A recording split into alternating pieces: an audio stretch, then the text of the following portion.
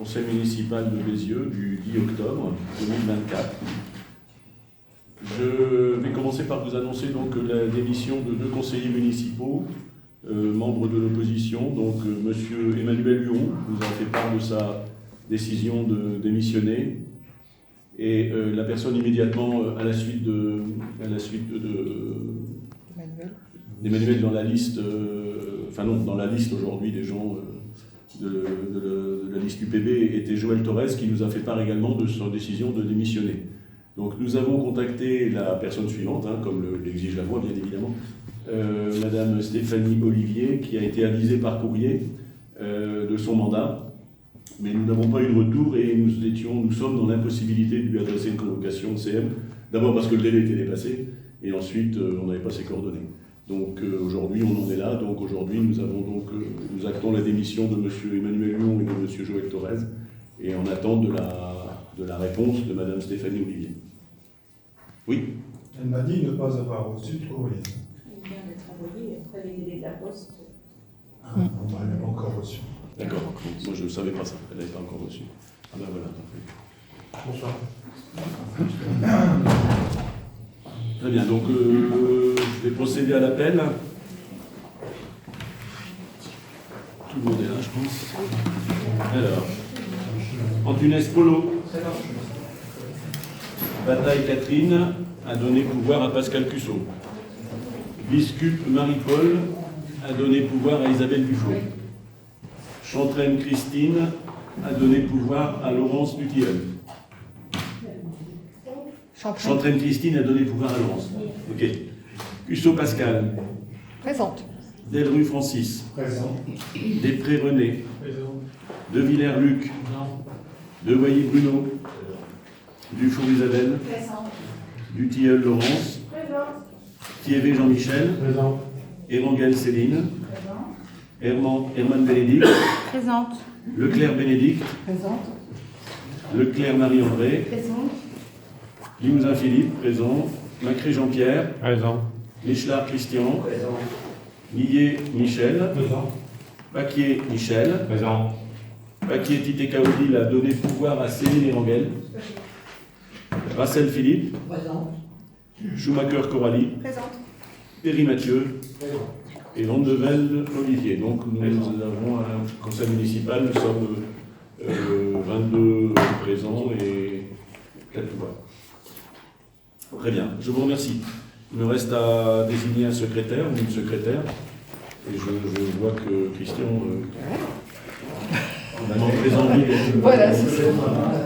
Donc Christian Michelard sera secrétaire de la séance. Je vous remercie. Donc un ordre du jour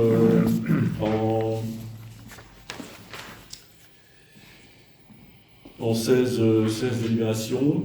Donc tout d'abord, concernant les institutions et la vie politique, donc l'adoption du procès verbal de la séance du conseil municipal du 20 juin, le dernier conseil, qui vous a été remis en annexe 1. Y a-t-il des questions, des observations, des remarques sur ce procès verbal?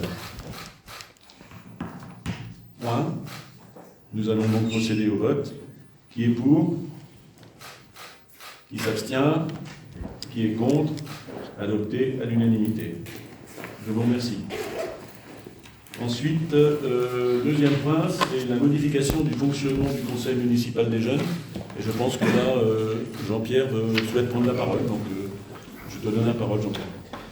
Donc, vu le Code général des collectivités territoriales et notamment l'article L 1112-23, vu la délibération numéro 2020-11-15 du Conseil municipal du 19 novembre 2020 relative à la création du Conseil municipal des jeunes de Bézieux, considérant l'intérêt public que représente la mobilisation démocratique des jeunes basiliens en tant que futurs citoyens par la création d'un Conseil municipal des jeunes, considérant que les premières années de fonctionnement du CMJ ont démontré la nécessité de faire évoluer les modalités d'élection et de fonctionnement du CMJ sur les points suivants.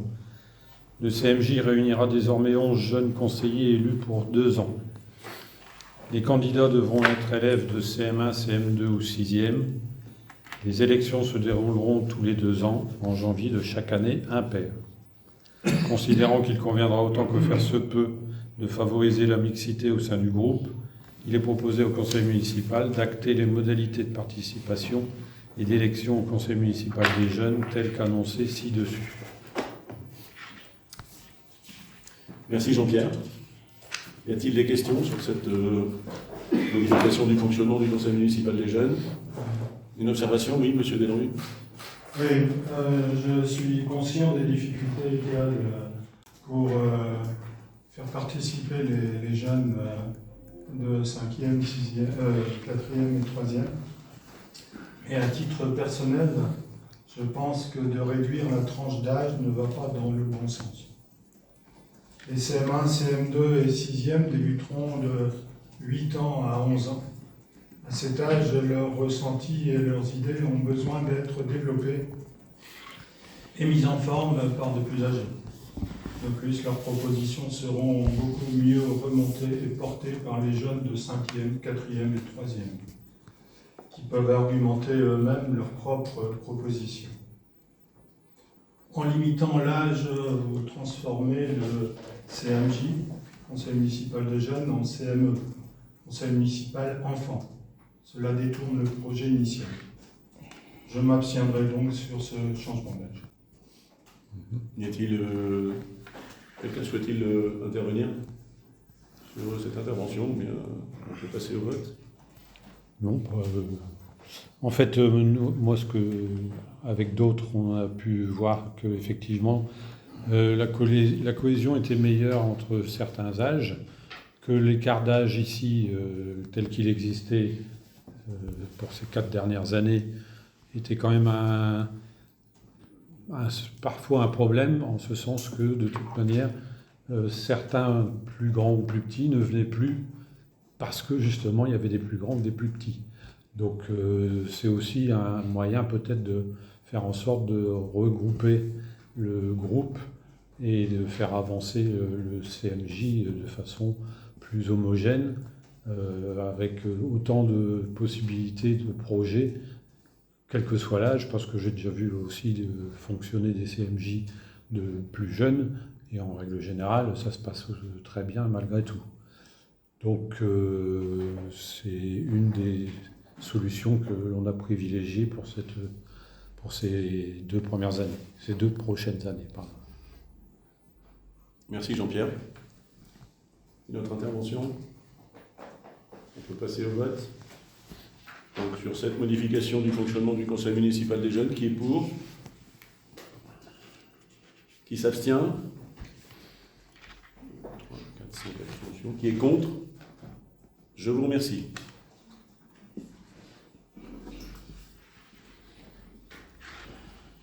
Nous avons en point 3 donc un avis du conseil municipal sur les ouvertures dominicales des commerces de détail pour l'année 2025. Donc je précise que ce point a été vu en commission des finances.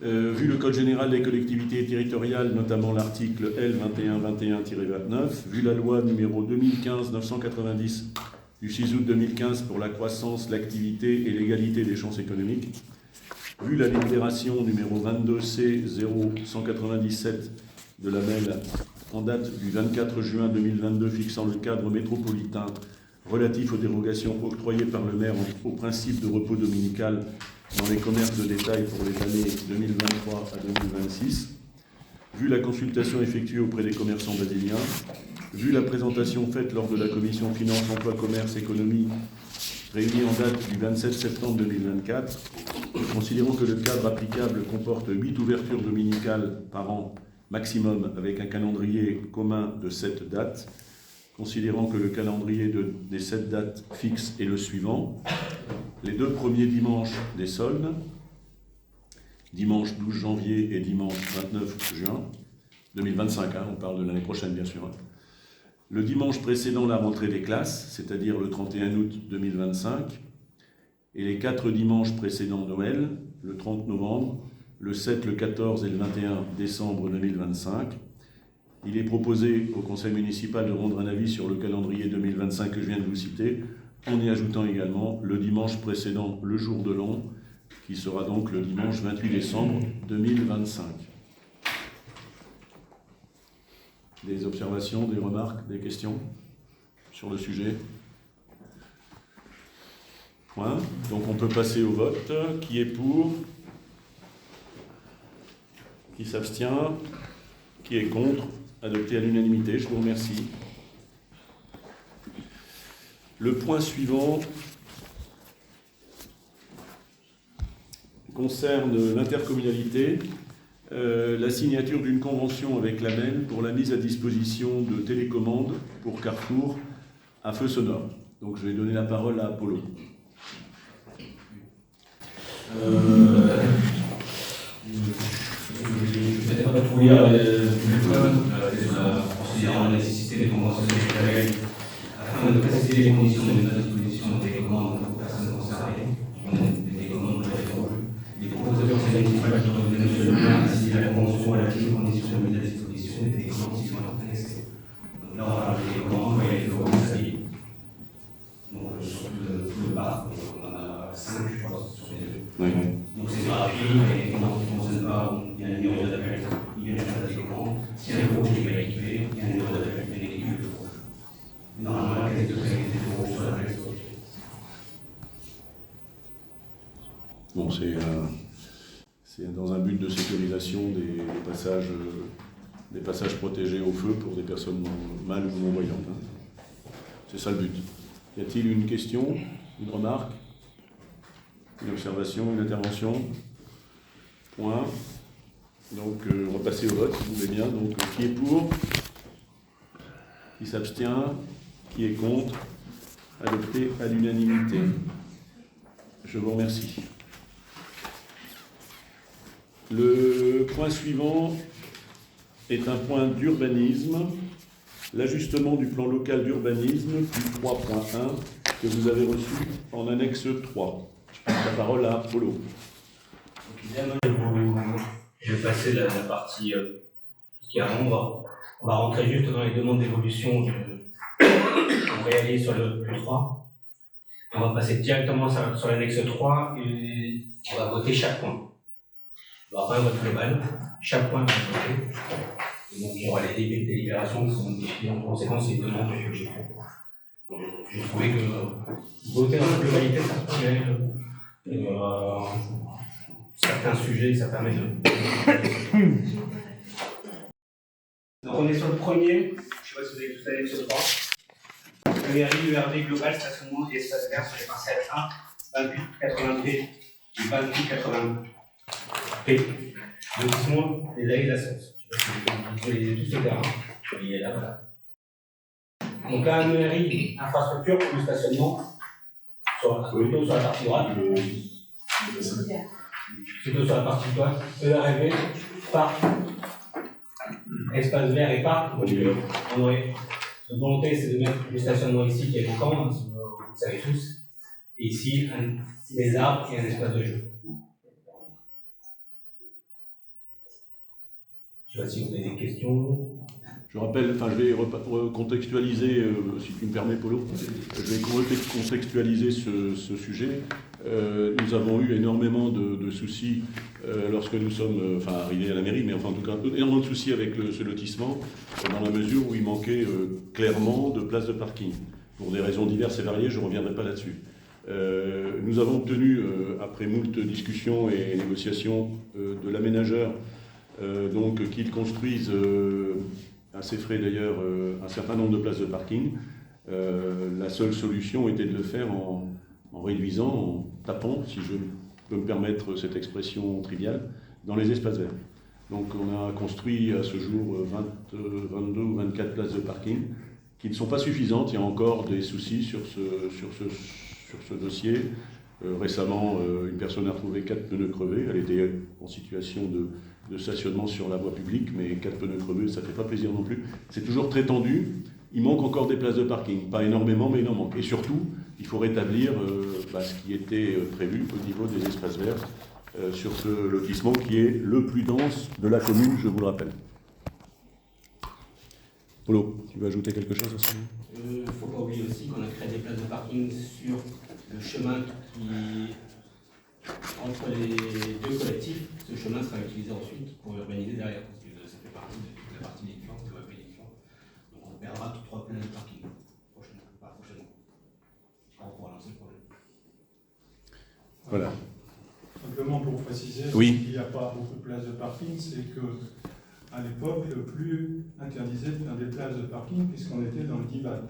Oui. Le DIVAD, c'était le disque, Oui, le disque ferroviaire. de valorisation Oui. de la gare. Oui. Donc, Non, mais et il faut rattraper cette erreur. vous nous dites que c'est le plus qu'il a. On en est d'accord. Je suis d'accord avec vous sur le fait que le plus générait une demande avec une place de parking par logement, mais il est évident qu'on pouvait passer au-delà. Ah bah tiens, bien sûr. Ah bah alors là, je peux vous dire que nous, on le fait depuis le début. Donc, et nous, on le fait depuis qu'on est arrivé. Le DIVAD. Non, on le fait depuis le DIVAD a début. été supprimé. Eh ben, on le fait depuis le début, et la preuve que ça marche, puisqu'on l'a fait. On l'a fait. On l'a fait ici. On l'a fait, on en a rajouté 25, monsieur Delru. Eh ben, c'est pas une erreur, on l'a fait. Il y avait un DIVAD, il y en a plus. Bon, en tout état de cause, ça pose problème. Ça pose problème. Et on essaie de régler ce problème, parce qu'il faut bien trouver des solutions. On ne peut pas laisser les gens dans cette situation. On peut passer au vote.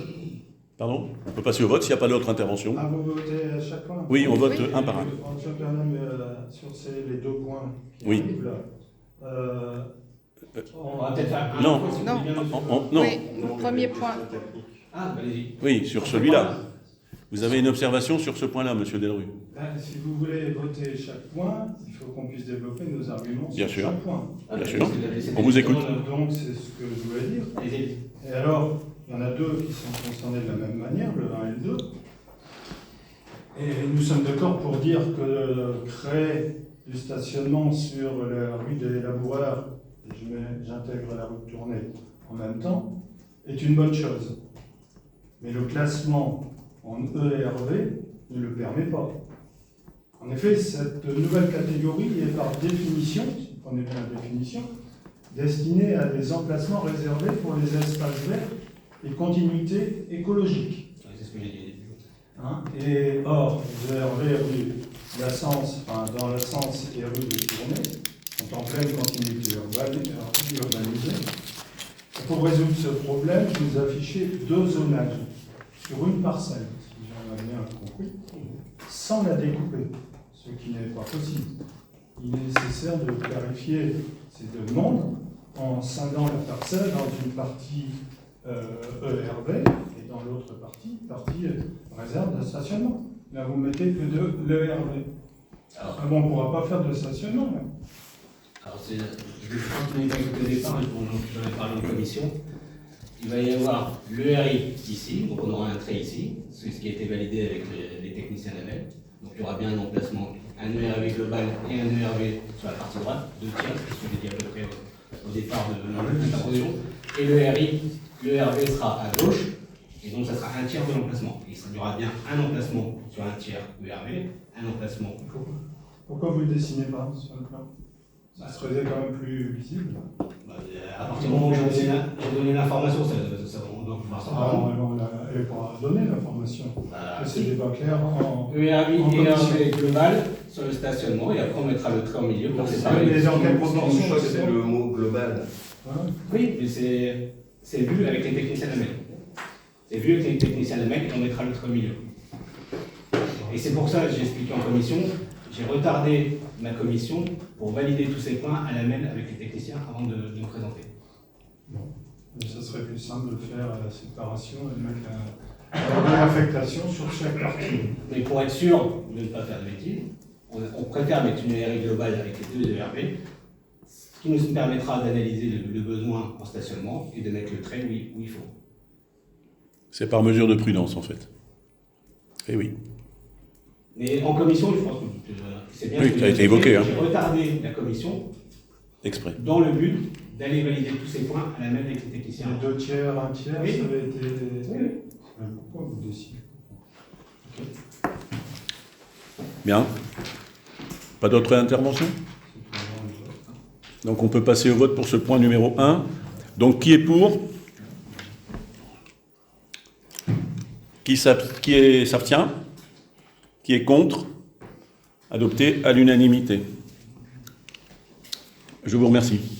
Point numéro 2, Polo.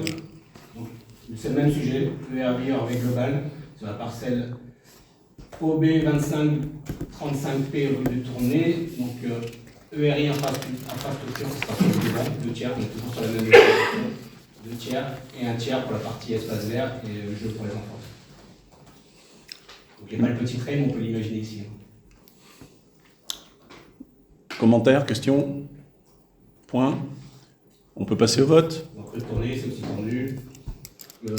L'idée c'est d'avoir, on a mis les jeux ici, on met des jeux, un peu de jeux à l'essence, on met des jeux de rue de Tournai, les Brésiliens ont des jeux proches de chez eux. Donc, qui est pour? Qui s'abstient? Une abstention.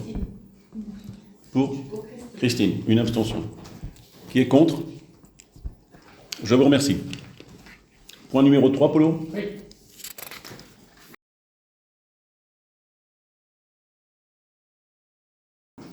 Je vais mettre devant. J'ai regardé sur mon PC parce que ma vue baisse avec l'âge. L'ERL, c'est une partie de l'unité foncière 65-7 rue du Maréchal de la Tour de Tassigny, sur la zone située en UAR 4.2 plus 2. Donc on met une URL de 20 logements maximum, 50% minimum de logements solidaires. L'actuelle zone NJ et A sont maintenues. Donc vous situez tout ce terrain, c'est un dessus du milieu des terrains. Le nouveau propriétaire, en tout cas son fils, est vendeur, parce qu'il y a eu des projets sur cet emplacement. On a un CMS en cours, on a des besoins en logements sociaux. Donc on vient cadrer cet emplacement-là avec un URL, comme on a pu le faire sur d'autres sites sur les eaux. Donc on parle de 3733 m² urbanisables. Donc 20 logements sur cet emplacement-là. On est sur une partie, on se rapproche de la densité de la Sens. Avec 20, hein. Avec 20, bien sûr. Une contextualisation éventuelle ou pas, non? Pas la peine? Non. Bon.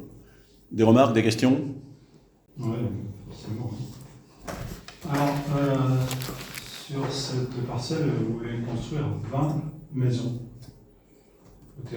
sur le terrain du 67 rue de l'Aide de Tassigny. C'est un terrain de 3700 m², dans lequel passe une canalisation gaz. C'est exact. Des côtés, juste à côté. Bonne pression. 20 logements seraient beaucoup trop denses pour nous. C'est inéquitable et inacceptable pour nous. Dans la rue de l'Aide de Tassigny, rue excentrée qui va vers la zone du Marais, il y a 3 lotissements desservis par des allées. L'allée Maurice Ravel qui dessert 11 maisons sur 9000 m². L'allée Vivaldi qui dessert 6 maisons sur 4400 m². L'allée de la Chapelle qui dessert 4 maisons sur 3000 m². C'est-à-dire que les 3 lotissements de la rue de l'Aide de Tassigny ont 21 maisons, à une près le nombre que vous voulez construire. Et ces 21 maisons sont implantées sur une surface de 16 400 m², soit 4 fois et demi plus grand qu'au 67 rue de l'Aide de Tassigny. Un terrain difforme sera difficile à aménager. Bon, est-ce de l'urbanisme équilibré? Ce n'est pas notre vision de l'équilibre de notre village. Si ce texte est voté, vous ne pourrez rien faire contre un promoteur qui construira un collectif de 20 logements dans un secteur périphérique. C'est contraire à un aménagement communal harmonieux. De plus, cette densité pénalisera la qualité de vie dans ce quartier. Nous demandons donc de retirer ce point. Cette réserve est inutile car le zonage actuel permet de maîtriser une construction raisonnable sur ce terrain. Et donc, nous sommes contre ce point de délibération. Alors, Faut intervenir peut-être, c'est possible? Alors moi je connais quand même bien le quartier puisque j'habite également rue du Maréchal de l'Aide de Tassigny. C'est une très grande route. Donc là, vous avez cité le lotissement rue Maurice Ravel, qui n'est quand même pas du tout du même côté, puisque quand on habite, c'est près de chez moi, quand on part de ce coin-là, on arrive souvent près du rond-point au niveau du salon funéraire. Donc c'est quand même pas non plus au même endroit. Il y a là les Vivaldi, ok, bon. Après, je pense que lors du précédent mandat, on a fait quand même aussi des gros projets immobiliers malgré tout. Et je me souviens plus bien, mais il n'y a pas eu un projet qui est sorti de terre rue des Écoles, le Clos Jacquard, avec des appartements sur un terrain qui n'était pas non plus si grand que ça. Il y a quand même une trentaine de logements. Est-ce qu'on s'est 33. posé la question à l'époque ? Il y a 33 logements, monsieur Delru. Il y a 33 logements. Le résident Jacquard, il y a 33 logements. Et sur un terrain de Sur 3500 mètres carrés. 33 logements. Sur 3500 mètres carrés. Je me permettrai d'ajouter ce que tu... Desservi par une route qui longe, qui a permis un aménagement très correct de ce dossier. On a même mieux que ça, monsieur Delru. Il n'est pas encore sorti de terre puisque ce dossier traîne. Un dossier dont le permis de construire est purgé depuis 2019. Ce n'est pas nous qui étions aux affaires. Sur 1500 mètres carrés, vous avez voté 15 logements, monsieur. 15 logements. Et vous nous donnez la leçon pour 3700 mètres carrés par rapport à ma logement. Vous nous donnez la leçon. Mais monsieur Delru, c'est du plus haut burlesque. C'est moi vous dire. Vous avez décidé de faire 15 logements sur 1500 mètres carrés. Vous avez décidé de faire la Sens avec une densité importante, très importante. Eh bien, la densité que nous prétendons défendre sur ce dossier rue du Maréchal de Latte de Tassigny, c'est la densité de la Sens, ce qui est le maximum pour nous. Mais vous ignorez certainement, puisque là vous nous avez dit quelque chose qui est faux, alors volontairement ou pas, je ne sais pas, je ne porterai pas de jugement, mais quand vous dites que le plus permet de faire de l'harmonieux, vous vous trompez, monsieur Delru. Nous avons des dossiers qui ont été présentés avec beaucoup plus de logements sur ce terrain, parce que c'est possible. Voilà le problème. Donc si on ne met pas un ERL... Le permis de répondre. Alors, la réponse. Première chose, on vous signale, vous avez l'info, on a un CMS, on a la loi SRU, on doit répondre. On ne va pas créer tous les logements sociaux au même endroit dans le centre de Bézieux. Donc si on peut essayer de créer des petits logements et diversifier l'offre, ça peut être pas mal aussi, même pour les logements sociaux. Je fais un lien avec le Clos Jacquard. Le Clos Jacquard, 33 logements alors qu'il y avait un CMS. Sur la même superficie. Moi, je préfère mettre sur la même superficie des logements sociaux avec un CMS. Et moins de logements. Rue du Centre. On est sur 15 logements sociaux. Vous parliez de l'accès. Rue du Centre, excusez-moi, il n'y a pas d'accès. Parce qu'on est même obligé de faire un lotissement derrière pour permettre de sortir et donner un accès et sortir sur la rue libre. Donc il n'y a pas d'accès non plus. On va revenir sur ce projet-là. Sur ce projet-là, on a reçu des premiers projets à 40 logements. 42. Premiers 42, qui sont revenus à 39. Alors le plus, excusez-moi, mais il y a permet pas qualité. Il y a eu une proposition d'achat, on a fait une préemption. Ils sont revenus avec 35, 36. On n'a pas réussi à les faire descendre. Donc maintenant, on met une ERL. On met une ERL. Et il faut aussi noter, si on prend la densité, il faut tout prendre, qu'il y a 3700 mètres carrés qui sont urbanisables, mais il y a quand même une partie qui leur servira d'espace dédié au lotissement, d'espace vert. Et au total, il y a 7785 mètres carrés. Il faut prendre en compte. Donc au niveau des espaces verts, on a quand même beaucoup plus d'espaces verts, et un cadre beaucoup plus agréable pour le Jacquard où on a juste un bâtiment et des canaux. Donc, prenons tous les chiffres, 3700 mètres carrés urbanisables, 4000 mètres carrés où c'est des espaces verts et un parc qui peut être dédié à ce lotissement, et un accès malgré tout quand même plus important que la rue du Centre. Donc on est...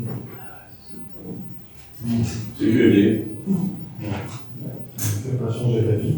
Je pense que j'espère en tout cas vous avoir répondu à vos questions et vous avoir apporté les Et arguments. surtout, vous rafraîchir la mémoire. Bien. Oui, Bénédicte ? Oui, pour refaire un dernier point avec le Clos Jacquard, rappelons quand même qu'à l'époque de cette construction, il y avait quand même aussi ce CMS, et malgré tout, Oui. combien de logements sociaux dans ce... Aucun. Ah là, zéro. Bah, voilà. Donc, Zéro. On se demande d'ailleurs pourquoi. On se demande pourquoi, on n'a toujours pas la réponse, même si on a une idée. Zéro logements sociaux. Un scandale. Ça veut dire que 33 x 25, on a pris un déficit d'entrée de 8 là, avant de commencer. Ok, très bien. S'il n'y a pas d'autres interventions, je propose de procéder au vote de cette troisième Voilà. Donc qui est pour? Qui s'abstient? Qui est contre? 5. Lucien. Alors, 5 abstentions. Contre. Ensuite, on a la mise en cohérence du zonage avenue au Gimon. Je te laisse la parole, Polo.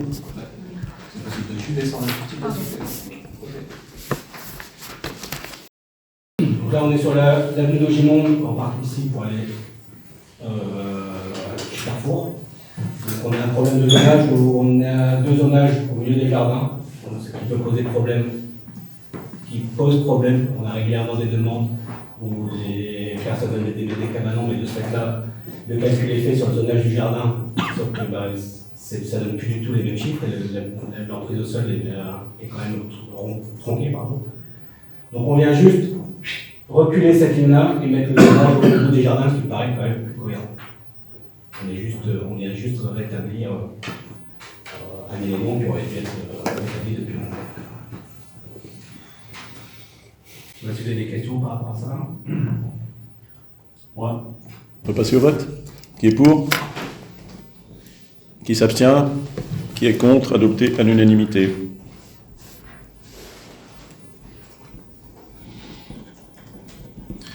Le point suivant, Polo. La ville souhaite mener une réflexion quant à des outils de protection sur les potentiels environnements urbains impactés par les ondes de protection écologique. Concrètement, des pâtures, des espaces verts sur les yeux. Alors, on n'a pas encore les outils, c'est ce que j'ai expliqué en commission. Donc là, c'est pour nous donner l'accord pour mener la réflexion avec la MEM. Et en fonction des outils, imaginons sur un terrain où actuellement on peut construire 4 maisons avec une densité d'espace vert à 30 ou 40%. On aimerait avoir des outils qui augmentent un peu cette proportion d'espace vert, en mettre 3 au lieu de 4, et pourquoi pas imposer de mettre des arbres. Alors quelques arbres, on passerait d'une pâture avec un environnement avec des espaces verts et des arbres, au lieu d'avoir un environnement où on a directement que des maisons très proches et très peu d'espace vert. Alors, actuellement, on n'a pas encore les outils. Le but est de travailler les outils. On vient de vous présenter notre réflexion et ce que les outils peuvent apporter ou pas, et les terrains qui peuvent aussi être identifiés. Il faut juste retenir qu'on aimerait, sur certains terrains, pourquoi pas, diminuer l'urbanisation, ne pas la fermer complètement, mais de diminuer un tout petit peu et imposer des arbres. Je pense qu'on est tous d'accord pour ça. On ne comprend pas ce que fait celle-là et la suite. C'est une intention. On dit on a l'intention. D'étudier. C'est pas. Ce que nous demande la MEC, c'est des modifications de plus avec. Et là, il y a. Encore une fois, je vous confirme, c'était validé sur l'examen l'année dernière à la MEC. Et la phrase a été écrite à demain. La phrase a été écrite à demain pour pouvoir lancer avec eux la réflexion. On a besoin d'être inscrit dans les modifications. Écoutez, moi je ne suis pas juriste, mais sur le principe, ça est d'accord. Le principe, il n'y a pas de problème. Ce qu'on ne comprend pas, c'est pourquoi c'est dans une délibération qui fait l'inventaire de modification du plus. C'est pas une modification. Elle va apporter une modification par la suite. Et pour pouvoir la lancer, il faut la voter. C'est pas une modification. Elle va apporter. Après, je ne suis pas juriste, comme je vous dis, mais ça a été écrit à demain avec les juristes et les urbanistes de la MEC. On peut voter? Alors, qui est pour? Qui s'abstient? Qui est contre? L'unanimité, je vous remercie. Le point suivant. Idem, la ville souhaite mener une réflexion quant à la mise en place de linéaire commercial. Je peux expliquer ce que c'est. Donc, le linéaire, on peut dire qu'on a deux. Je vais essayer de faire simple. On a 2.1, 1.b, on dit au rez-de-chaussée, c'est du commerce. On ne les a pas définis maintenant et on peut définir aussi quel type de commerce, de A à B. Nous, ce qu'on veut, c'est de commencer la réflexion. Encore une fois, regarder quels sont les outils. Parce que si entre A et B, il y a une habitation qui existe, Si elle est vendue, comment ça se passe? Si on définit un linéaire, il se retrouve au milieu. On ne veut pas bloquer les lots non plus, donc on prend le temps, on va regarder quels sont les outils en phase, quel est l'impact pour les Brésiliens si on prend toutes ces mesures, et ensuite on viendra modifier. Si nécessaire. Des questions? Voilà. Donc on va passer au vote. Qui est pour? Qui s'abstient? Qui est contre? Je vous remercie. Adopté à l'unanimité. On termine par le dernier point. Donc la ville demande à l'EPEC d'inscrire au PLU un giratoire permettant l'accès à la zone AUDA et d'inscrire l'emplacement réservé correspondant. Donc la zone AUDA, je ne sais pas si vous la situez tous, c'est sorti d'autoroute. Cette zone AUDA, elle est très bien, mais pour qu'elle soit parfaite, il faudrait qu'il y ait un giratoire en sortie de cette zone AUDA. Le pendant de ce qui se passe à Canfin. Le pendant qui se passe à Canfin, Enfin, le pendant si vous vous situez. autour de nous, on en a deux autres, hein. On a celui de Canfin, et le centre d'entraînement du LOSC et le Super U. Et on a Cisoin, au bas du tronc, qui délivre et la zone d'activité, comme nous, et Intermarché. Et ensuite, tout droit pour aller vers le centre-ville de Cisoin. Donc on vient demander à la MEL de mener cette étude de réalisation et de mettre le RI qui en découle.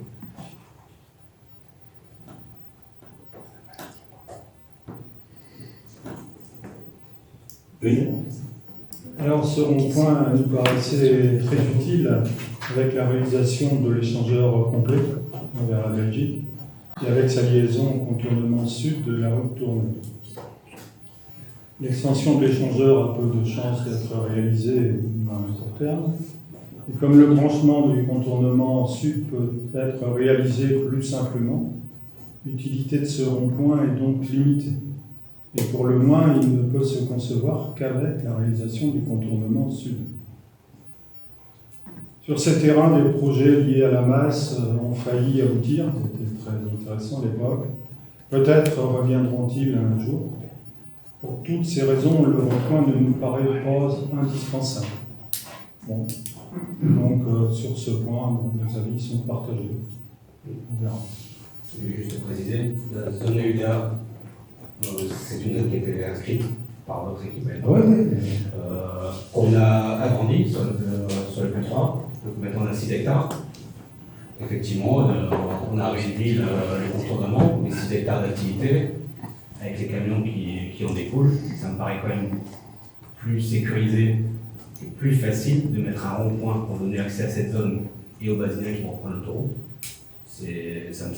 Ça me semble de bon sens, si possible, de mettre un rond-point pour éviter les accidents qui pourraient y en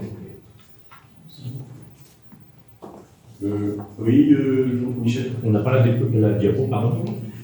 Non, parce que c'est comme c'est inscrit. Là, on demande l'étude du rond-point. Il y a le courrier qui va bien avec qui est prévu au président pour que l'étude soit en sortie de la zone AUDA. Et c'est à ce moment-là qu'on appuie pour que le rond-point soit réalisé.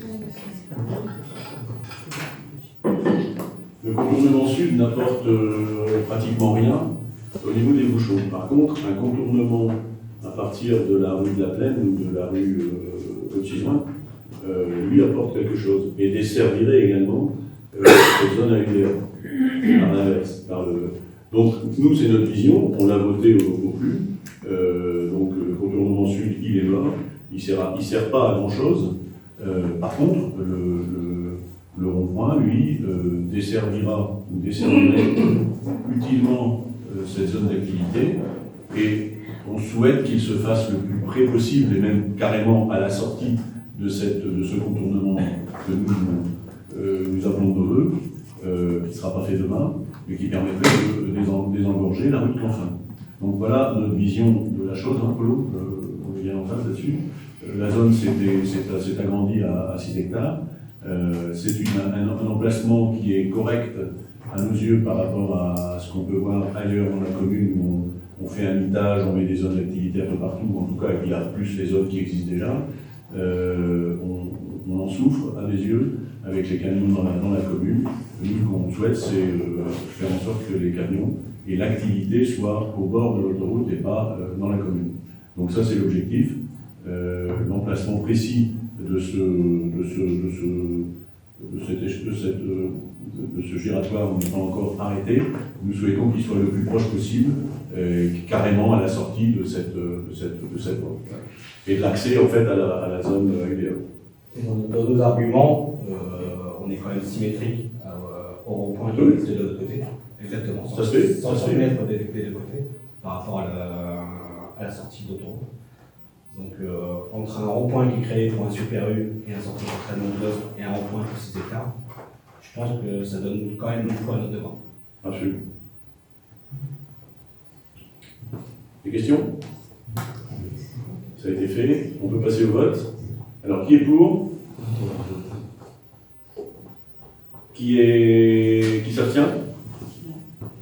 1, 2, 3, 4, 5. Et qui est contre? Pas de contre. Très bien. Ok. Eh bien, c'est terminé pour toi, Polo? Oui. Merci, Polo. Alors, nous allons passer maintenant à une délibération pour l'enseignement, la subvention de participation à l'achat de fournitures scolaires. Je pense que Pascal va prendre la parole. Non, ce sera Jean-Pierre. Ce sera Jean-Pierre. Avec plaisir.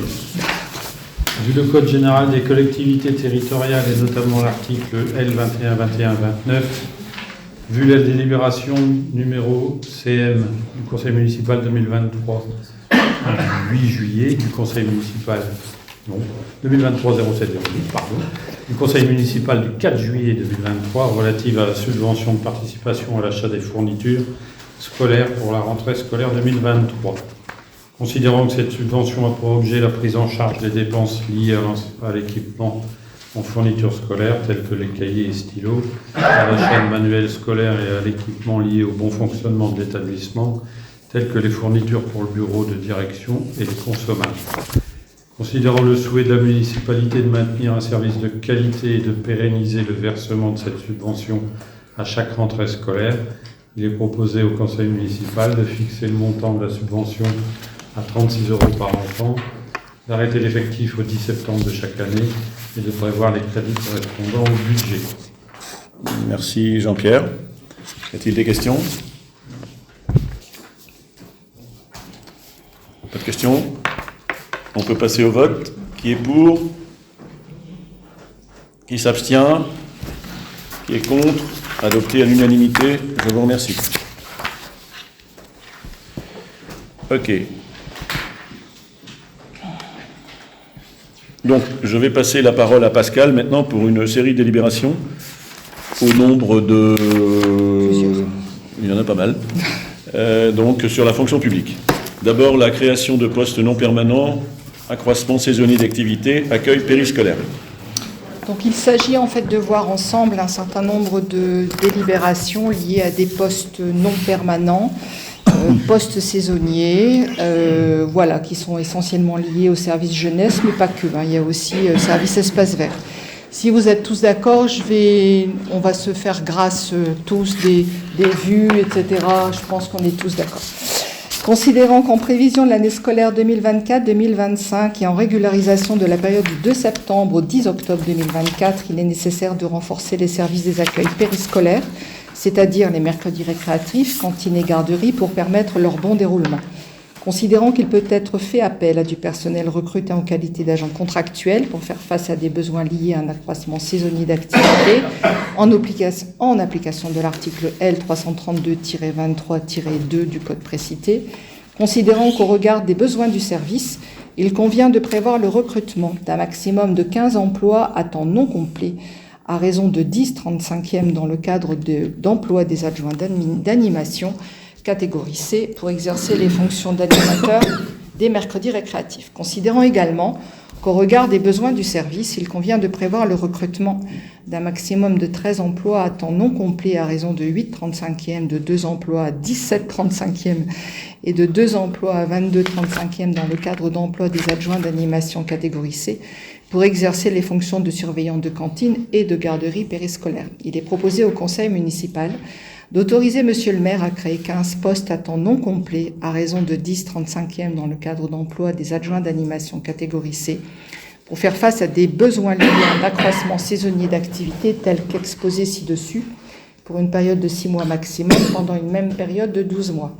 D'autoriser Monsieur le maire à créer 13 postes à temps non complet à raison de 8/35e, 2 postes à 17/35e et 2 postes à 22/35e dans le cadre d'emploi des adjoints d'animation pour faire face à des besoins liés à un accroissement saisonnier d'activité tel qu'exposé ci-dessus pour une période de 6 mois maximum pendant une même période de 12 mois et ainsi de prévoir les crédits correspondant au budget. Que ce soit cette délibération ou les délibérations qui suivent, il n'y a rien de nouveau sous le soleil. C'est en fait des choses qui existent classiquement tous les ans, puisque c'est pour en fait les encadrements de cantine. Alors s'il y a effectivement des quotités qui sont un peu différentes, c'est tout simplement parce que certaines personnes sont disponibles et donc travaillent soit pour des cantines, soit les mercredis, soit cantine et garderie, soit cantine et mercredi, soit cantine, mercredi et garderie. Voilà, donc ceci explique les différentes quotités. Question, remarque? Monsieur Delru. Une intervention courte qui concerne les délibérations de 7 à 12, l'ensemble des délibérations. Alors s'agissant des postes non permanents à ajuster aux fréquentations des différentes activités scolaires et périscolaires, des centres de loisirs, nous sommes d'accord pour la création de ces postes sur le tableau des effectifs. Ces postes ne devant être pourvus que selon les besoins, ils doivent s'adapter à la baisse du nombre d'enfants dans les écoles et les cantines, ce qui va s'accentuer sûrement dans les années, même pour le CLSH. Donc nous voterons ces délibérations de 7 à 12. Oui, 7, 8. Il faut quand même que je les cite en fait à chaque fois, hein, mais effectivement, donc voilà. Bah, écoutez, déjà donc la délibération numéro 7. On va passer au vote. Donc voilà. Qui est pour? Qui s'abstient? Qui est contre? Adopté à l'unanimité. Merci. Alors, la délibération numéro 8, création de postes non permanents, toujours accroissement saisonnier d'activité, accueil extrascolaire. Du coup, si vous êtes tous d'accord, je vais peut-être juste lire en fait la partie qui résume. Donc, il est proposé au conseil municipal d'autoriser monsieur le maire à créer 40 postes à temps complet. Donc là, effectivement, c'est pour la partie accueil extrascolaire, donc tout ce qui est centre de loisirs sans hébergement. Donc d'autoriser monsieur le maire à créer 40 postes à temps complet dans le cadre d'emploi des adjoints d'animation, toujours catégorie C, pour faire face à des besoins liés à un accroissement saisonnier d'activité tel qu'exposé ci-dessus pour une période de 6 mois maximum pendant une même période de 12 mois, de prévoir les crédits correspondants au budget. Question, observation, remarque? Point. Alors, qui est pour? Qui s'abstient? Qui est contre? Adopté à l'unanimité, je vous remercie. La délibération numéro 9, cette fois-ci, concerne la création de postes non permanents, accroissement saisonnier d'activité, espaces verts et bâtiments municipaux. Donc, si on est d'accord, je propose donc la fin de cette délibération. Il est proposé au conseil municipal d'autoriser monsieur le maire à créer 2 postes à temps complet dans le cadre d'emploi des adjoints techniques catégorie C pour faire face à des besoins liés à un accroissement saisonnier d'activité tel qu'exposé ci-dessus pour une période de 6 mois maximum pendant une même période de 12 mois, de fixer la rémunération par référence à l'indice du premier échelon du grade d'adjoint technique et de prévoir les crédits correspondant au budget. Des questions? Bon. Alors, qui est pour? Qui s'abstient? Qui est contre? Adopté à l'unanimité. La délibération numéro 10, création de postes non permanents, service administratif. Il est donc proposé au conseil municipal d'autoriser monsieur le maire à créer un poste à temps non complet à raison de 28/35e dans le cadre d'emploi des adjoints administratifs, toujours de catégorie C, pour faire face à des besoins liés à un accroissement saisonnier d'activité tel qu'exposé ci-dessus pour une période de 6 mois maximum pendant une même période de 12 mois, de fixer la rémunération par référence à l'indice du premier échelon du grade d'adjoint administratif et de prévoir les crédits correspondants au budget. Qui est pour? Qui s'abstient? Qui est contre? Adopté à l'unanimité. Merci. Et enfin la 11. Il y en a encore une après. Oui, il y en a encore une après. Donc animateur péri et extrascolaire. Il est proposé au conseil municipal d'autoriser monsieur le maire à créer 4 emplois non permanents à temps non complet dans le cadre d'emploi des adjoints d'animation catégorie C pour une durée maximale de 12 mois sur une période de 18 mois afin de faire face à des besoins liés à un accroissement temporaire d'activité tel qu'exposé ci-dessus de fixer la rémunération par rapport, par référence à l'indice du premier échelon du grade d'adjoint d'animation, de prévoir les crédits correspondants au budget. Qui est pour? Qui s'abstient? Qui est contre? Adopté à l'unanimité. La délibération numéro 12, création d'un poste permanent dans le cadre d'emploi des ATSEM. Alors ce poste-là étant un petit peu différent, mais est-ce que vous êtes toujours d'accord? Oui, parce que c'est un remplacement. Voilà. Juste une question. Vas-y. C'est une mise en disponibilité. Oui, alors, la personne qui part, c'est une disponibilité. Mais on peut remplacer. Oui, Alors, la personne qui s'en va est une adjointe, a un statut d'adjointe technique sur des fonctions d'ATSEM, mais elle n'est pas ATSEM. C'est-à-dire que si, à l'issue de cette disponibilité, elle souhaitait revenir, pour X raisons, elle pourrait revenir. S'il y a un poste d'ATSEM disponible, bien entendu, elle serait prioritaire, mais sinon, en fait, elle peut revenir sur un poste d'adjoint technique, pas de souci. Non, bon. Si elle revient, on fait quoi? Non, mais on fait quoi? Dans tous les cas, on fait quoi? Mise en disponibilité, est-ce qu'on a une autre solution? Alors, non, simplement, c'est que cette personne, elle a demandé une disponibilité pour effectivement partir, continuer sa carrière professionnelle dans une autre structure. Il faut bien la remplacer. Hein? Là, c'est 1 an renouvelable. Renouvelable dans la limite de 5 ans. Oui. Dans la limite de 5 ans. Mais on a questionné le centre de gestion, il n'y a pas d'autre solution. Il n'y a pas d'autre solution, on n'est pas le choix. Oui. C'est comme ça. Un CDD, Un CDD, même en renouveau. Ça risque d'être plus difficile de recruter, en fait. En fait, c'est ça, le problème, il est juste là. Alors, on peut passer au vote. Qui est pour? Qui s'abstient? Qui est contre? Adopté à l'unanimité. Eh bien, je vous remercie. On en a terminé avec la fonction publique, Pascal. Alors, il reste donc une série de délibérations concernant les finances locales. Tout d'abord, la subvention exceptionnelle au Badminton Club. Donc, il s'avère que... C'est la 13. Voilà. Bon, je vous passe les alinéas et les articles. Vu la présentation faite lors de la commission Finances, Emploi, Commerce, Économie réunie le 27 septembre 2024, considérant la subvention exceptionnelle sollicitée par le Badminton Club en date du 25 septembre 2024 pour aider l'association à financer l'organisation des championnats de France vétérans, considérant que cette manifestation n'était pas encore planifiée lors de l'octroi des subventions associatives au Conseil municipal d'avril 2024, il est proposé au Conseil municipal d'accorder une subvention exceptionnelle d'un montant de 2 500 € à l'association Badminton Club, de conditionner le paiement de la subvention à la présentation de pièces justificatives et du bon déroulement de la manifestation, et de prévoir les crédits correspondants au budget. Y a-t-il des questions? Des observations?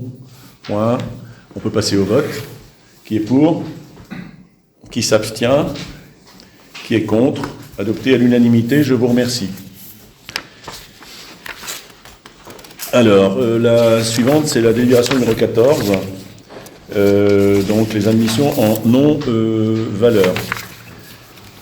Vu les demandes d'admission en non-valeur formulées par le service gestion comptable de Villeneuve d'Ascq en date du 7 juin 2024, relatives à des créances irrécouvrables, considérant la nécessité d'admettre ces créances comme étant irrécouvrables, considérant qu'il est proposé d'admettre en non-valeur les créances mentionnées dans les listes, je passe les numéros, anonymisées et ci-jointes annexées, vous les avez reçues en annexe, pour un total de 123,32 €. Il est proposé au Conseil municipal d'admettre en non-valeur les créances présentées, annexes 4 et 5, d'inscrire ces créances irrécouvrables en dépenses de fonctionnement de l'exercice 2024 au compte 6541, créances admises en non-valeur. Y a-t-il des questions? On parle de 132 € là, mais bon, c'est comme ça. Donc on peut passer au vote. Qui est pour? Pardon? 123. Qui est pour? Qui s'abstient? Qui est contre? Adopté à l'unanimité, je vous remercie. La délibération suivante concerne toujours les admissions en non-valeur, la fixation d'un seuil qui n'existait pas jusqu'à présent. Fixation d'un seuil d'admission en non-valeur et délégation au maire.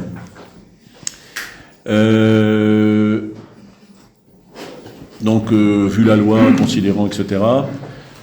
Pour ce faire, l'article 173 de la loi 3DS, qui est une loi récente, modifie l'article L 2122-22 du Code général des collectivités territoriales en ajoutant notamment d'admettre en non-valeur les titres de recettes ou certaines catégories d'entre eux présentés par le comptable public, chacun de ces titres correspondant à une créance irrecouvrable d'un montant inférieur au seuil fixé par délibération du conseil municipal, ce qu'on va faire aujourd'hui, qui ne peut être supérieur à un seuil fixé par décret. Ce même décret précise les modalités suivant lesquelles le maire rend compte au conseil municipal de l'exercice de cette délégation. Considérant que les créances concernées sont celles pour lesquelles les diligences s'avèrent impossibles, vaines, ou dont les perspectives de recouvrement ne sont pas estimées suffisantes pour justifier la poursuite des diligences. Considérant que cette définition inclut les créances prescrites, considérant que cette mesure d'appurement d'ordre budgétaire et comptable ne s'oppose pas à l'exercice de poursuites ultérieures si le débiteur revient à une meilleure fortune, mais s'insère dans l'exigence de sincérité des comptes portée par l'article 47.2 de la Constitution. Il est donc proposé au conseil municipal de donner délégation à monsieur le maire pour admettre en non-valeur les créances dont le montant est inférieur à 32 €. De dire que monsieur le maire rendra compte de chaque décision au conseil municipal suivant en tant à disposition des pièces produites anonymisées à l'appui de la demande d'admission en non-valeur présentée par le comptable public. Donc tout ça pour dire qu'aujourd'hui, toute créance en non, enfin toute non-valeur, toute créance était faisait l'objet d'une délibération. Aujourd'hui, c'est en dessous de 30 €. Au-dessus de 30 €, pardon. Y a-t-il des questions sur cette décision? Bon, je rappelle qu'en dessous de, en dessous de 15 €, c'est pas la peine ça coûte plus cher à recouvrer que, bon, à peu près. Des questions? Point. Ça a été abordé lors de la commission finances du 27 septembre. Donc, on peut passer au vote. Donc, qui est pour? Qui s'abstient? Qui est contre? Adopté à l'unanimité. Je vous remercie. Donc, il reste une délibération concernant les finances locales, la décision modificative budgétaire. Il la présente je vais la commenter. Je vais la commenter. Donc, c'est un peu long. Donc, ça a été vu en commission finances. Vu la présentation faite lors de la commission finances, emploi, commerce, économie réunie le 27 septembre, considérant que le budget primitif de l'année 2024 adopté le 11 avril 2024, prévoit et autorise les recettes et dépenses pour le présent exercice budgétaire, considérant qu'il y a lieu de prendre en compte des ajustements de crédit en recettes et en dépenses sur les sections de fonctionnement et d'investissement, il est proposé au conseil municipal de modifier le budget suivant la décision modificative qui vous a été ci jointe. Est-ce que vous souhaitez qu'on rentre dans le détail ou pas? On peut, hein, mais bon, ça va être long. Vous l'avez eu. Donc, cela porte sur 22 000 €. Sur un budget de 5 millions, on est à 0,2%. Bon, c'est des choses qui sont relativement classiques, normales. C'est la première décision modificative de l'année. Il y en aura probablement une deuxième ou pas, on verra. Y a-t-il des questions sur cette décision modificative? Vous avez pu vérifier par rapport à... Pardon? Vous avez pu vérifier par rapport aux règles? J'avais posé la question, il me semblait qu'on avait voté il y a 3 ans que ce type de modif pouvait être fait sans délibération. En fait. Qu'il y avait un seuil de 7%. 7%, ça m'étonnerait. Non, mais Ah non, ça m'étonnerait, 7% du budget, 300 000 €. 7% à la ligne. Ouais, par rapport à la ligne. Oui, il me semblait qu'on avait voté ce genre de choses. Nous, on a une démarche, on a en tout cas, bon, alors ça, j'ai pas vérifié, je t'avoue. On a une démarche de transparence, hein. Ah oui, mais franchement. ça n'empêche pas d'être transparent, mais ça... Oui, non, je suis d'accord. Mais bon, on pourrait s'abstenir de le faire. on a une démarche avec le comptable, enfin avec Laurent, hein, pour ne pas le nommer, qui est de faire un suivi très précis pour alerter en même temps les services techniques, par exemple, notamment, c'est souvent les services techniques qui sont concernés. Donc on le fait dans un sens positif. Maintenant, si on peut éviter de le faire, on pourrait éviter de le faire. Moi, je suis plutôt partisan de le faire, d'être transparent. Voilà, on met les choses sur la table, ça représente peanuts, mais au moins on l'a posé. Et ça a été évoqué lors de la commission finances. Donc s'il n'y a pas d'autres remarques, on peut passer au vote. Qui est pour? Ah oui, une commande. Oui, ah quand même. Comment? Oui, ben oui, on vous écoute. Comme on n'a pas voté le budget primaire. Ah ben oui, ça, je m'y attendais. Bon, et comme cette DM ne modifie pas fondamentalement le fond du budget, donc des ajustements, je comprendrai que nous nous abstiendrons sur cette délibération. Je ne suis pas étonné. Donc, qui est pour? Qui s'abstient? 5. Et qui est contre? 0. Très bien, je vous remercie. Alors, avant de passer à la fin, là, il reste des décisions du maire qui étaient en position, enfin en 17. Demande de subvention, fonds de concours de la MEL alloué aux équipements relamping au Boulodrome. Les décisions du maire ne font pas l'objet de délibération. Vous l'avez reçu en annexe. Souhaitez-vous qu'on développe ou pas? Il y a une décision du maire également concernant le partenariat éco-responsable avec l'association Le Triporteur à cartouches, c'est pour récupérer des cartouches. Pareil, ça ne supporte pas trop de questions. Donc, très bien. Donc, voilà, j'ai trois questions orales qui m'ont été posées. Alors, là, je ne sais pas, la première, je vais prendre peut-être... la première, c'est Coralie. Oui. Voilà, ok. Coralie nous dit ceci. Donc, dans le dernier tract du PB, il est mentionné que d'une part, le maire aurait capitulé pour le loyer de la gendarmerie et d'autre part qu'il aurait arrêté le contrat de maintenance de la gendarmerie. Alors la question de Coralie est de savoir si monsieur le maire peut nous expliquer ce qu'il en est pour le loyer et si cela est le cas et si le patrimoine de la gendarmerie est en péril, comme mentionné. Alors, je vais répondre à cette question. Je rappelle que lorsque nous sommes arrivés à la mairie, il n'y avait plus de bail du tout. Nous étions alors sous le régime d'une indemnité de résidence en ce qui concerne les loyers de la gendarmerie, dont le montant était très inférieur aux loyers versés dans le cadre du bail précédent. Pour mémoire, il faut savoir qu'en 2014, la loi a supprimé la possibilité de se référer à l'indice ICC pour réviser un loyer commercial ou professionnel. L'ILAT, indice des loyers activité tertiaire, est devenu l'indice de référence qui a permis de mieux encadrer les évolutions des prix des loyers grâce à des indices plus précis et moins volatiles. Nous avons négocié avec l'État un nouveau bail sur la base de l'indice ILAT, qui est celui qu'utilise l'État aujourd'hui, l'ICC ayant été abandonné par les services de l'État pour ses baux commerciaux et tertiaires. Et force est de constater que ce bail nous est bien plus favorable que l'indemnité de résidence que nous avions connue pendant j'aimerais dire subie, pendant 3 années précédentes. Voilà la réalité dans cette affaire. Quant à la maintenance, il s'agit une fois de plus d'une allégation mensongère, puisque nous savons tous ici autour de la table que nous avons voté un budget pour cela en début d'année. C'est donc une allégation mensongère.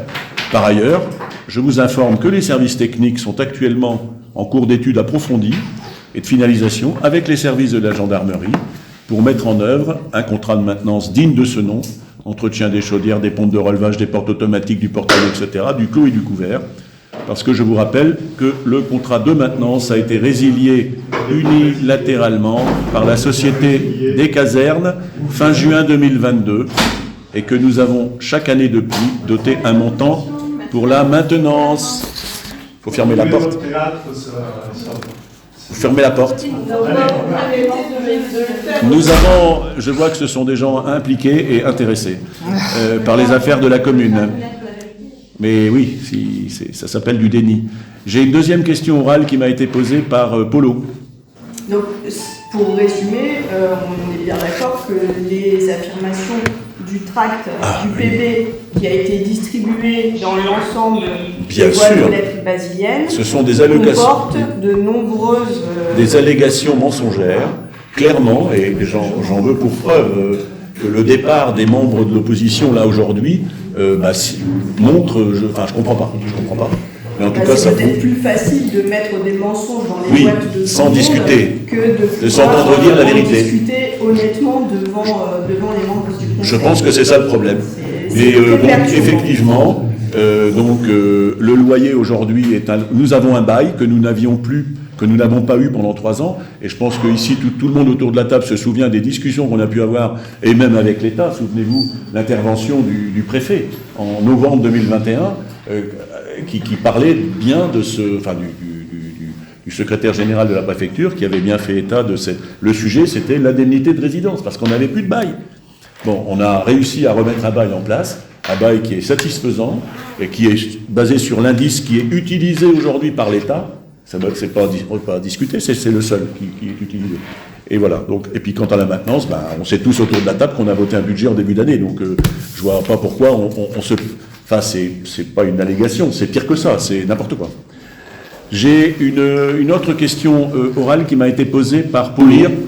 Dans le dossier centralité, j'aimerais savoir où en est l'étude de la centralité, dans la mesure où elle est liée avec l'urbanisation du secteur gare. C'est bien ça, Polo? Donc, je vais demander à René de répondre, puisque c'est René qui est directement concerné. Voilà, dans le dossier centralité, le projet de la gare a été pris en compte avec la place de marché, les cellules médicales et commerciales. Pour l'heure, il convient d'attendre les conclusions de l'étude économique en cours qui nous donneront les préconisations de la CCI, la CMA et la MEL pour le type de commerce à mettre en place. Sur ce sujet, j'ai noté par ailleurs en séance du conseil municipal du 3 octobre 2022 concernant après la manifestation le Carl Verdet avait exposé en délibération et proposé au conseil municipal de déposer un dossier de candidature et de s'engager dans le respect du règlement de fonctionnement de la charte métropolitaine. Monsieur Devailly avait alors pris la parole pour préciser que son groupe voterait pour la délibération et avait d'ailleurs demandé qu'un membre de l'opposition puisse participer au comité local de projet, cette demande ayant été reçue favorablement. Résultat de vote, la délibération était adoptée à l'unanimité. J'observe qu'en séance du conseil municipal du 20 juin 2024, dernière, à la rubrique intercommunalité, réalisation d'études sur la dynamique commerciale brésilienne dans le cadre de l'objectif centralité. J'avais moi-même rappelé le contexte des analyses commerciales sur la commune, que la commune de Vézieux a intégré par délibération 2022-10-13 du 3 octobre 2022, donc le cadre partenariat objectif centralité. Je m'étonne du résultat du vote du groupe d'opposition qui s'est prononcé contre. Comment, après avoir émis un vote pour à l'unanimité en 2022 pour déposer le dossier de candidature à l'AMI métropolitain, objectif centralité, et donc d'accorder la mise en œuvre de ce dispositif, voter contre la délibération de 2024 concernant la réalisation d'études sur la dynamique commerciale basilienne. Merci René. Donc là, on n'est pas dans une allégation mensongère dont l'opposition a le secret, mais là, on est dans l'incohérence totale. Donc c'était pas la question peut-être initialement de Polo, mais on veut te rassurer, Polo, l'étude centralité porte sur la réflexion des commerces et doit nous apporter. D'ailleurs, on a une réunion la semaine prochaine là, sur le sujet. Et donc ça avance. Cette étude centralité a donné quand même des résultats assez étonnants, hein, et on a des statistiques très approfondies. Hein. Ça commence à porter ses fruits, quoi, en termes de réflexion. C'est vraiment utile, sincèrement. Une dernière question orale, celle-là, c'était René qui l'avait posée en tant qu'association. Question orale pour le conseil municipal du 10 octobre. J'ai noté dans le tract, je lis pour toi, hein, René, j'ai noté dans le tract distribué par l'opposition dernièrement que, je cite, le soutien de la municipalité n'est pas à la hauteur du dévouement des bénévoles. Est-il possible d'obtenir des précisions sur ce point? Alors, je vais demander à Olivier s'il peut prendre la parole et puis nous expliquer ce qu'il en est. Alors d'abord, j'aimerais rappeler quelques chiffres. Au titre de l'année 2024, le montant distribué sur les subventions associatives est de 43 300 €, soit une augmentation de 13,5% par rapport à 2023. C'est le montant le plus important jamais versé pour les associations depuis 2010. Contrairement à ce qu'il y a pu... Depuis 2010, date à laquelle on a les statistiques, mais Oui, avant c'était beaucoup moins de toute façon. Hein, Oui, je pense. Faut quand même le dire. Oui. Contrairement à ce qui a pu être dit ou écrit, les demandes de subvention ne suivent pas la croissance du nombre de basiliens sur la commune. Elles sont formulées par des associations responsables. Je rappelle aussi que cette année 2024, 25 associations ont formulé une demande de subvention contre 24 en 2023, pour un total, je le rappelle, de 42 associations, ce qui fait en moyenne à peu près 1 sur 2.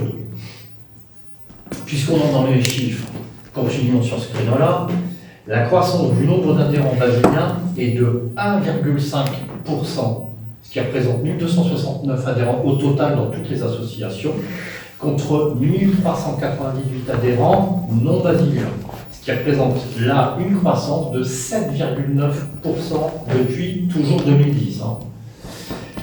Enfin, pour terminer sur les chiffres... Très important, ça.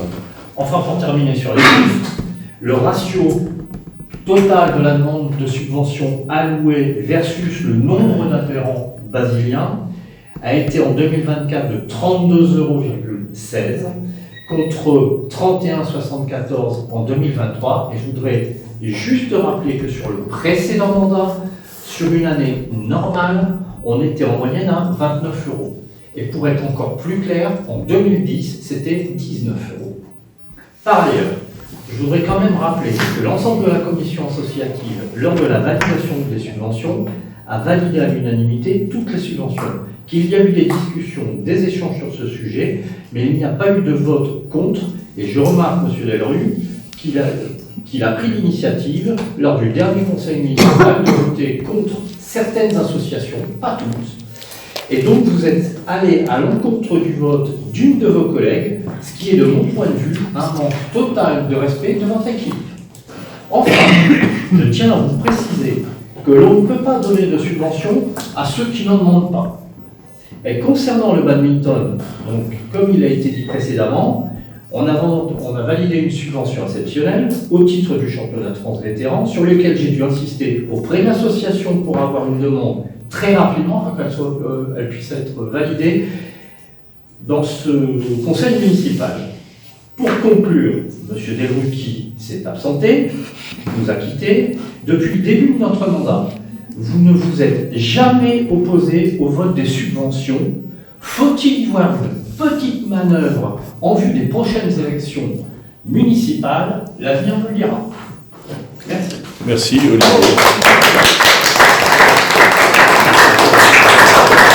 Bon, bah donc, voilà qui clôt notre conseil municipal du 10 octobre. Le prochain va se dérouler le 12 décembre. Prochain conseil municipal le 12 décembre de l'année 2024.